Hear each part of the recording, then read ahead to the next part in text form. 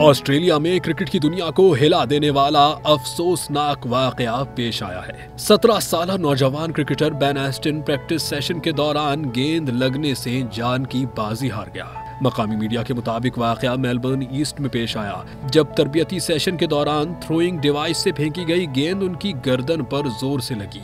Ben को फौरी तौर पर तशवीशनाक हालत में अस्पताल मुंतकिल किया गया।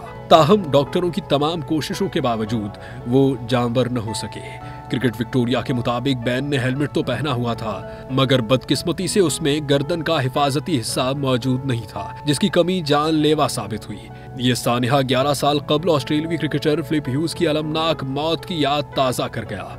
फ्लिप को भी इसी तरह गर्दन में गेंद लगने से जान से हाथ धोना पड़ा था। इस वाक़े के बाद क्रिकेट ऑस्ट्रेलिया, क्लब इंतजामिया और बेन एस्टन के अहले खाना शदीद सदमे में है। माहिरीन खबरदार कर रहे हैं कि अगर हिफाजती मयारात पर मजीद सख्ती न की गई तो ऐसे दिल दहला देने वाले वाक़यात दोबारा पेश आ सकते हैं।